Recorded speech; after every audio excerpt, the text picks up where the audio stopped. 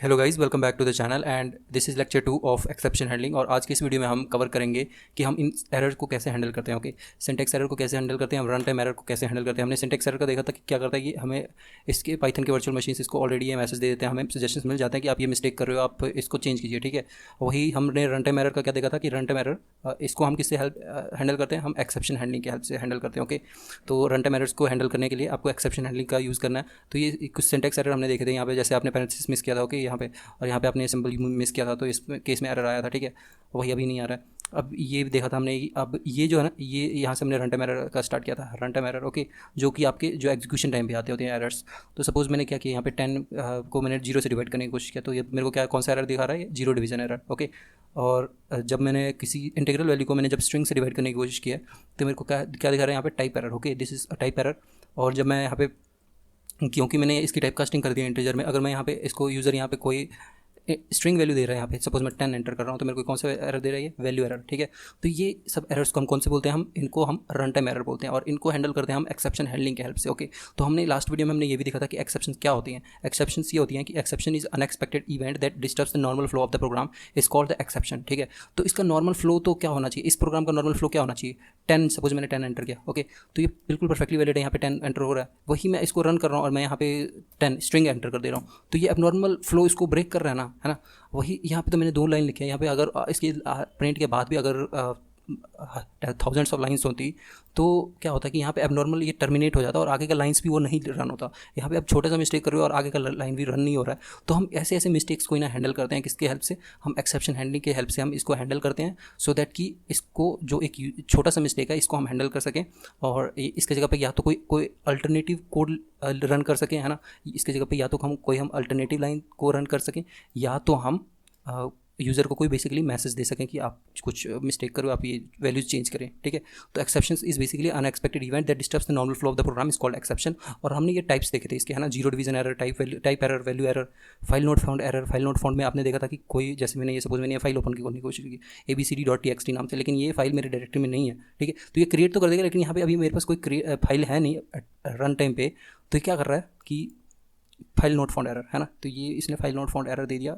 और इन्हीं run time error को हम क्या बोलते हैं, हम इन्हीं रन टाइम एरर को हम एक्सेप्शन बोलते हैं। ओके, तो इनको हैंडल करने के लिए किसका यूज़ करते हैं, हम एक्सेप्शन हैंडलिंग का यूज़ करते हैं। ठीक है, तो it is highly recommended to handle exception. The main objective of the exception handling is graceful termination of the program. Graceful termination, हम चाहते हैं कि अच्छे से हमारा प्रोग्राम टर्मिनेट हो जाए, हम नहीं चाहते कि ये कहीं बीच से ही ब्रेक हो जाए, इसका लाइन ऑफ एग्जीक्यूशन बीच से ही ब्रेक हो जाए। ओके, तो for this we use exception handling. Okay, exception handling does not mean repairing the exception. इसका मतलब ये नहीं है कि हम एक्सेप्शन को उसको रिपेयर कर दे रहे हैं, इसका मतलब ये है कि we have to define alternative way to continue rest of the program normally. हम उसको इसका कोई अल्टरनेटिव वे निकालना चाहते हैं, सो दैट कि वो आगे के लाइन्स ऑफ कोड है ना, वो नॉर्मली चलते रहे, वो उनका फंक्शन ब्रेक ना हो। ठीक है, तो ये क्या अल्टरनेटिव हम निकालते हैं, हम आगे देखते हैं। ओके, तो ये लाइन रीड कीजिए, for every exception in Python is an object. Python में क्योंकि हमें पता है कि पाइथन क्या है, एक ऑब्जेक्ट ओरिएंटेड प्रोग्रामिंग लैंग्वेज है, तो ये एक्सेप्शन भी सारे के सारे ऑब्जेक्ट ही कहलाते हैं। ठीक है, for every exception type corresponding classes are available. तो मतलब कि ये जो आप देख रहे हो ना, ये एरर जो देख रहे हो, ये भी एक तरह से क्लास ही है, ये सारे के सारे क्लास है, ये क्लास है, ये सारे एरर के टाइप जो है ना, ये सारे के सारे क्लास हैं, और इसका भी एक बेस क्लास है जिसको हम बेस एक्सेप्शन बोलते हैं। ओके,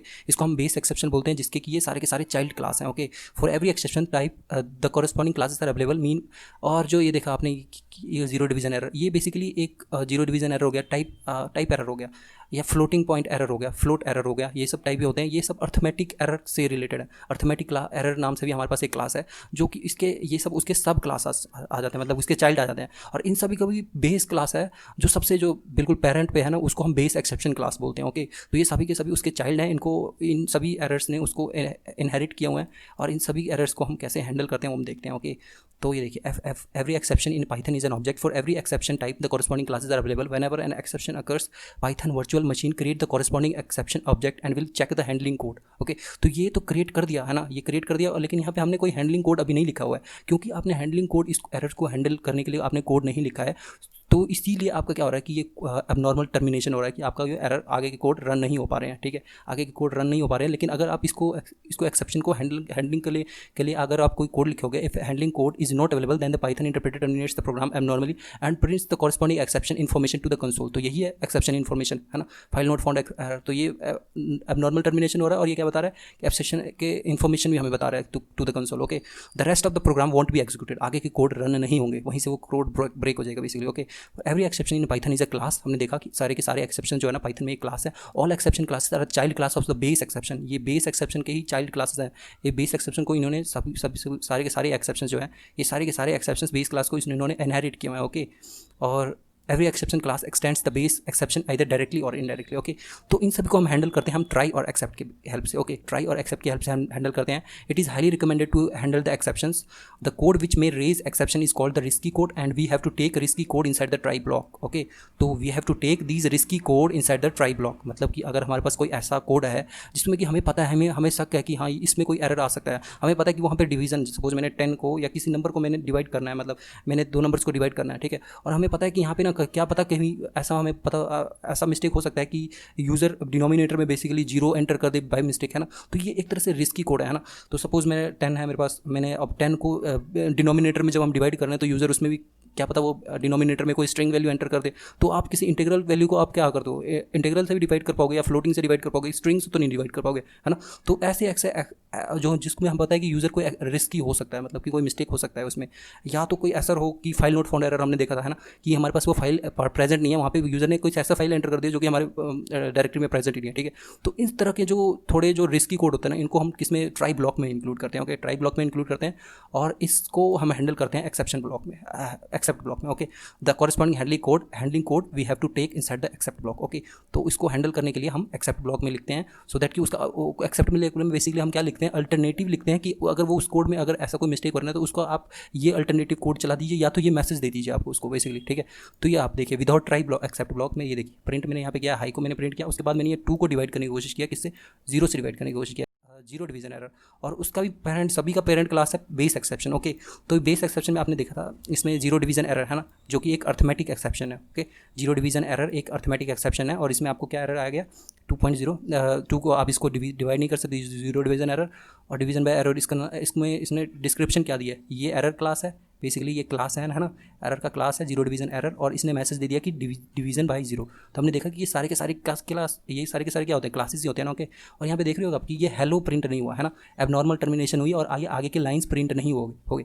वही अगर मैं ट्राई और एक्सेप्ट का यूज़ करूँगा तो ये देखिए मैंने वही चीज़ यहाँ पे ये किया, लिखा है ये प्रिंट हाई, और ट्राई में मैंने देखा था आपने क्या लिखना होता है, हमने इसमें रिस्की कोड लिखना होता है। ओके, रिस्की कोड लिखना होता है जिसमें कि हमें पता है कि कुछ एरर आने के चांसेस है। ओके, तो मैंने 10 को जैसे मैंने 0 से डिवाइड किया तो यहाँ पे मेरे को कौन सा एरर आएगा यहाँ पे, तो ये तो मेरे को बता ही देगा। और एक्सेप्ट ब्लॉक में देखिए, एक्सेप्ट ट्राई में मैंने रिस्की कोड लिख दिया और एक्सेप्ट ब्लॉक में मैंने लिखा कि यहाँ पे ये देखिए ये कौन सा है, ये एरर का क्लास है ना। एक्सेप्शन क्लास कौन सा है, 0 डिवीजन एरर एज MSG। मैं 0 डिवीजन एरर एज MSG मतलब कि ये मैसेज प्रिंट कर देगा, प्रिंट कीजिए exception raised is MSG 0 division error. Okay, exception raised is 0 division error. आपने यहाँ पे देख रहे हो ये मैसेज क्या था, यहाँ पे हमने मैसेज नहीं लिखा था, लेकिन ये क्लास का मैसेज क्या है, डिवीजन बाई 0 है ना, तो वही यहाँ पे ये मैसेज प्रिंट हो गया डिवीजन बाई 0। ओके, और ये आगे का कोड देखिए, आगे का कोड प्रिंट हाई, आगे का कोड ब्रेक नहीं हुआ है ना, ये नॉर्मली टर्मिनेट हुआ है ये कोड, आगे मतलब थाउजेंड्स ऑफ लाइन्स भी ऑफ कोड भी होते हैं ना, तो वो वहाँ पे ये सारे के सारे कोड रन होते हैं। ओके, तो आपने देखा कि ट्राई और एक्सेप्ट का क्लास का यूज़ कैसे होता है। तो एक्सेप्ट में हम कौन सा लिखते हैं, एक्सेप्ट में हम ये एक्सेप्शन की जो हमारे पास जो डिफरेंट के केसेस में जो हमारे पास मैसेजेस एक्सेप्शन आते हैं उनका नाम लिखते हैं और साथ में कोई मैसेज भी हम दे सकते हैं, ठीक है। तो एक्सेप्ट 0 डिवीजन, मैं ये नाम ही लिखूँ ना, एज मैं MSG नाम ही लिखूँ, ठीक है, और मैं बस यहाँ पे ये मैसेज प्रिंट करता हूँ। ओके, मैं ये मैसेज प्रिंट कर देता हूँ, तो ये ठीक है, एक्सेप्शन रेज्ड इज। अब आप यहाँ पे ये लिख दो कि डोंट डिवाइड बाई 0, ऐसे लिख दो आप, divide by 0। Okay, don't divide by 0 लिख दो यहाँ पे, ठीक है। तो यहाँ पे आपके पास क्या है कि raised exception raised is don't divide by 0। तो आप इस तरह से आप यूज़र को बोल सकते हो कि आपने यहाँ पे मिस्टेक कर रहे हो कि आप 0 से डिवाइड कर रहे हो इसको, ठीक है। तो ये एक तरीका है ट्राई और एक्सेप्ट में। एक्सेप्ट में आपके पहले यहाँ पे क्या लिखना होता है, आपने एक्सेप्शन का जो आपका एक्सेप्शन आया हुआ है उसका नेम लिखना होता है। Okay, name of the exception is basically है 0 डिवीजन एरर। वही मैं अगर यहाँ पे टाइप एरर कर दे लिखा था, यहाँ पे आप क्या, ये आगे हम देखेंगे कि अभी तो मैंने यहाँ पे एक एक्सेप्शन का नेम लिखा है ना, आप मल्टीपल एक्सेप्ट ब्लॉक भी लिख सकते हो, उसका क्या है ये देखिए एक प्रोसीजर देखिए, कंट्रोल फ्लो मैंने लिखा है ट्राई एक्सेप्ट का।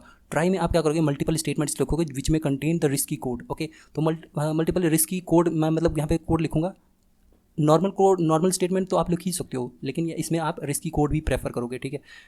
If there is no exception, अगर आपके कोड में कोई एक्सेप्शन नहीं है तो इसका कंट्रोल फ्लो कैसे वर्क करेगा, तो इसमें नॉर्मली ये कंट्रोल फ्लो ऐसे होगा 1 2 3 और 5, 1 2 3 और 5 और 4 वाला नहीं रन होगा, क्योंकि हमारे पास कोई कोड में हमारे कोई एक्सेप्शन है ही नहीं, तो ये एक्सेप्शन हैंडलिंग कोड नहीं चलेगा। ओके, एक्सेप्शन वाला जो ब्लॉक है वो नहीं चलेगा। ओके, और इसको हम नॉर्मल टर्मिनेशन बोलेंगे क्योंकि बी से ब्रेक नहीं हो रहा है। ओके, वही अगर suppose if exception raised at statement 2, अगर सेकंड स्टेटमेंट पे कोई एक्सेप्शन आ जाता तो यहाँ पे क्या करते हैं हम, पहला वाला स्टेटमेंट चलता है ना, पहला वाला स्टेटमेंट चलता, फिर एक्सेप्ट अगर कॉरस्पॉन्डिंग एक्सेप्ट ब्लॉक में उसका एक्सेप्शन हैंडल कोड लिखा होगा and corresponding except block match then the 1 4 और 5 टर्मिनेशन, मतलब कि पहला स्टेटमेंट चलेगा, दूसरा स्टेटमेंट चलेगा, चौथा चलेगा और पांचवा चलेगा। ठीक है, तो ऐसा है ना कि एक्सेप्शन आपने देखा यहाँ पे कि यहाँ पे देखिए ये जीरो डिवीजन एरर है ना, वही हमने पहले देखा था कि type file not found error.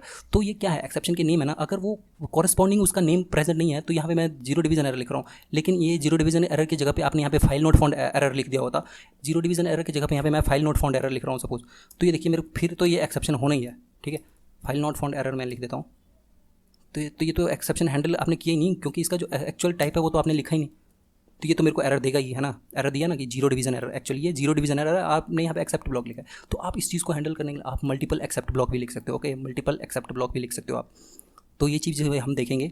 और इस केस में क्या था, if normal exception if an exception raised at statement 2 and corresponding except block matched 1 4 5 normal termination, मतलब कि 1, तो हमें पता है कि दूसरे ब्लॉक में है ना, यहाँ पे स्टेटमेंट पे दूसरे स्टेटमेंट पे एक्सेप्शन आया। ठीक है, दूसरे स्टेटमेंट पे कोई एक्सेप्शन रेज हुआ तो आगे के इसमें कोड तो रन होंगे ही नहीं, यहाँ से तो ये ब्लॉक ही हो जाएगा। ठीक है, तो यहाँ से डायरेक्टली यहाँ पे पहले दूसरे में एरर आया तो यहाँ से डायरेक्टली कंट्रोल एक्सेप्ट ब्लॉक पे चेक जाएगा, एक्सेप्ट ब्लॉक चेक करेगा, वो चेक करेगा कि कॉरस्पॉन्डिंग मैच टाइप मैच हो रहा है कि नहीं हो रहा है, कि वो अर्थमेटिक एरर है कि फाइल नॉट फाउंड एरर है।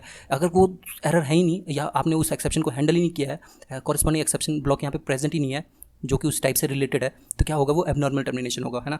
If an exception raised at statement 2 and corresponding except block matched 1 4 5 normal termination. ठीक है, 1 आगे के ये दोनों कोड नहीं चलेंगे, उसके बाद 4 और इसके बाद 5।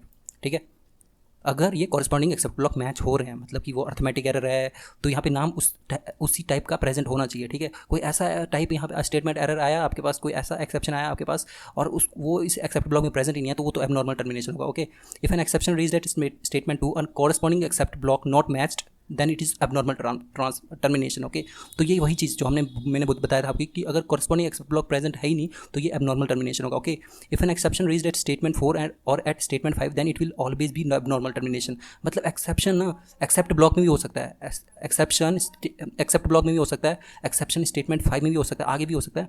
तो ट्राई और एक्सेप्ट को छोड़ के कहीं और एक्सेप्शन आया तो वो हमेशा एबनॉर्मल टर्मिनेशन होगा। ओके, वो हमेशा एबनॉर्मल टर्मिनेशन होगा। अगर एक्सेप्ट ब्लॉक में अगर आया है कोई एक्सेप्ट ब्लॉक में कोई एक्सेप्शन आया है तो वो भी हमेशा एक एबनॉर्मल टर्मिनेशन होगा। आप क्योंकि जो रिस्की कोड आपने लिखना होता है ना, वो सारे के सारे आपने ट्राई ब्लॉक में ही लिखने होते हैं, आप रिस्की कोड एक्सेप्ट ब्लॉक में नहीं लिखोगे। ओके, ठीक है, ट्राई को ना आप मल्टीपल एक्सेप्ट ब्लॉक के साथ भी लिख सकते हो। The way of handling exception is varied from exception to exception, hence for every exception try, मतलब कि आपने देखा था ना कि अगर यहाँ पे आपने ट्राई में सपोज आपने कोई जीरो डिवीजन वाला एरर परफॉर्म कर दिया या कोई फाइल नॉट फाउंड वाला एरर आ गया हमारे पास। ठीक है, तो इसके कॉरस्पॉन्डिंग हमको एक्सेप्ट ब्लॉक लिखने होंगे। ओके, उसके कॉरस्पॉन्डिंग एक्सेप्ट ब्लॉक लिखने होंगे। ऐसा तो नहीं होगा कि आप एक ही इसी एक्सेप्शन क्लास से आप इसको सारे के सारे एक्सेप्शन को हैंडल कर लोगे। उसके हर एक एक्सेप्शन की एक कॉरस्पॉन्डिंग एक्सेप्शन क्लास है। ओके, हर एक एरर जो आप मिस्टेक कर रहे हो कि कोई वैल्यू को आप जीरो से डिवाइड कर रहे हो, कभी कोई फाइल प्रेजेंट नहीं है बट स्टिल आप उसको लोड कर रहे हो, तो उस हर एक के कॉरस्पॉन्डिंग एक एक्सेप्शन क्लास है और हर एक उस एक्सेप्ट ब्लॉक को हमको लिखना होगा